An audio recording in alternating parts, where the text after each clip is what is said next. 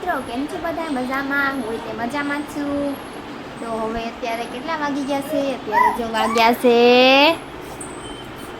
6:45 થઈ ગયા. આજ મેં ક્યારે બ્લોગ શરૂ કર્યો ખબર? સાંજે બ્લોગ શરૂ કર્યો છે મેં, કારણ કે આજે જો મારા મમ્મીના ઘરે સત્સંગ રાખેલો છે. તો તમને બધાના ગીત સંભળાવવાના છે નોખા નોખા, એટલે મેં બ્લોગ અત્યારમાં જ શરૂ કરી દીધો છે.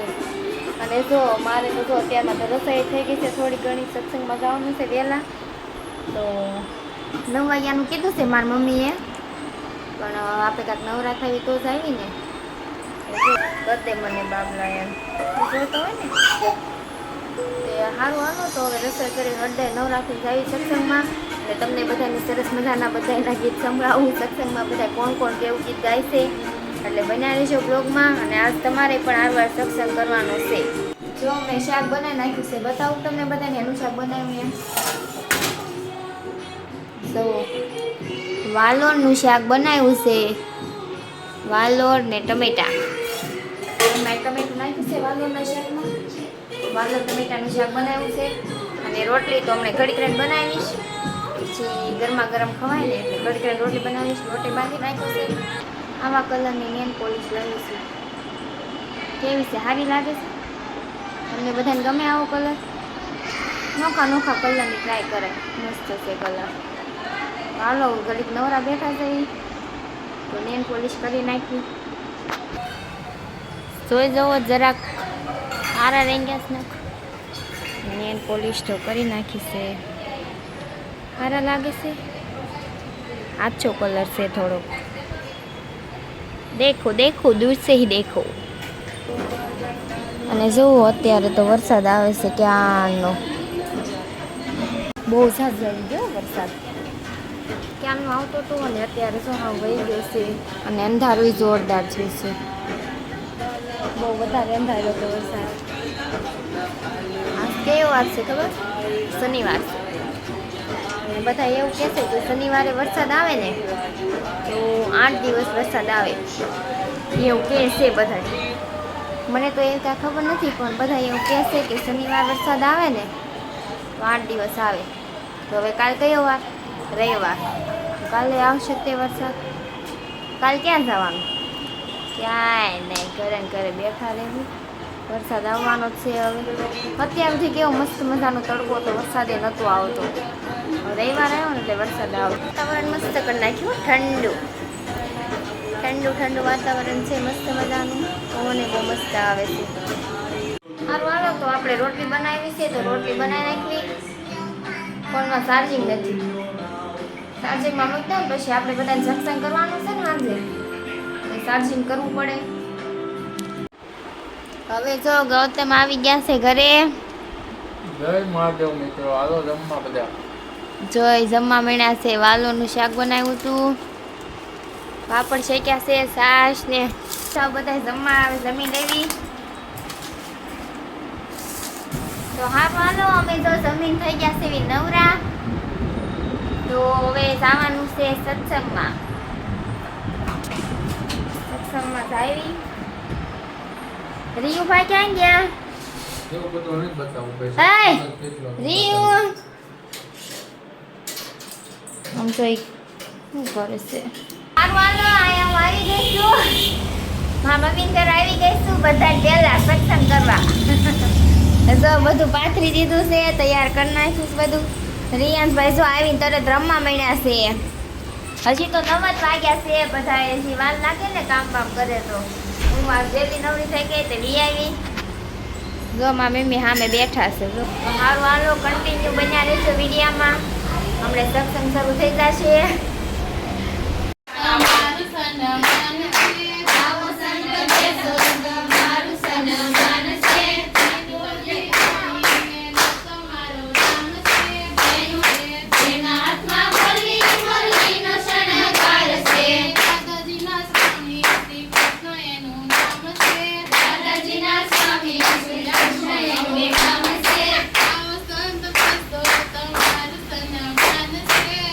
સંત